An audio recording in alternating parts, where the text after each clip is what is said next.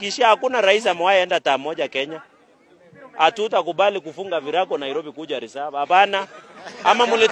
Ama mulitutuma sisi tuende Nairobi turudi nyumbani. Si tu lazima tuamalize 10 years. Maiona rais anaenda one term. Hata wakati Kibaki alipata shida si alifanya ukarabati mpaka akarudi kwa kiti. Mimi nataka niwahakikishie ukienda coast, uende northeastern, uende mpaka hapa western. Hapa Western, Luo, Nyanza na hapa Rift Valley, hii yote asubuhi na mapema before hata 90 minutes ishe, William Ruto atakuwa amekuwa re-elected with over 90% of votes cast in the Republic of Kenya. Ukiona hawa kama akina Karua, akina Kalonzo, hawa ni watu wanaweza shindana na William Ruto. Hata ukiketi tu nyumbani upime tu wanaweza shinda William Ruto.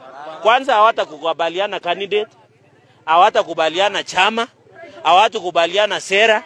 Sisi mpango yetu itatusaidia ni Rais William Ruto amalize hii kazi 2 years. Ile kazi William atafanya 2 years.